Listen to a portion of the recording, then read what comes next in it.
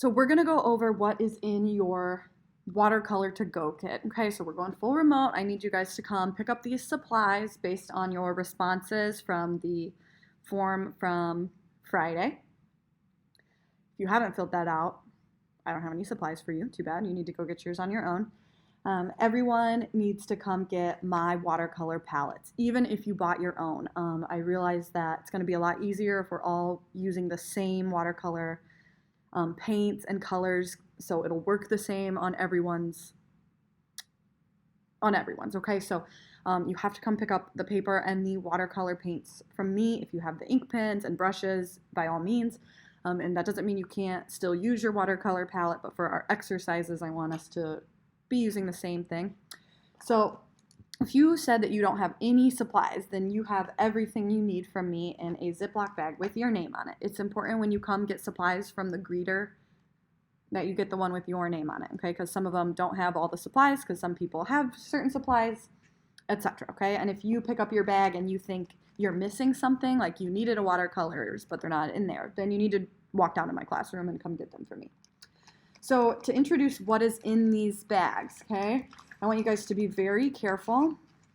You have a taped watercolor paint, okay? The way that it is in the bag is upright, okay? So the paint is on the bottom one right there.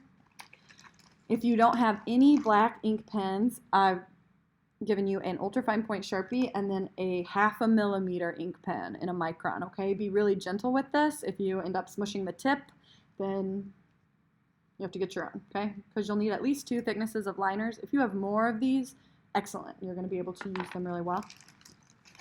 You should have a bundle of brushes. There should be 8 brushes in this bundle. 4 of them should be flat, and 4 of them should be round. These plastic tubes, you don't have to keep them. It's okay if you lose them and they go all over the place. And then we have 6 pages of watercolor paper, okay?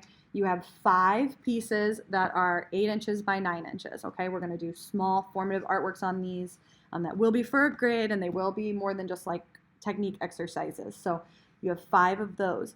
Do not use these papers until I tell you to use these papers, okay? If you are like, I don't have that paper because I used it, I drew something on it, you made your mom like a Thanksgiving card, I don't know. Then you're gonna be responsible for getting your own. Okay, so you have 5 of these almost square, and then you have 1 that is 9 by 12. Okay, keep this really clean, really safe, and in a safe space until we are on our final artwork, which is going to be on the 9 by 12 paper. Okay, when you get your paints, I want you to try and be careful. Try not to like pick up your bag of supplies and fling it all over.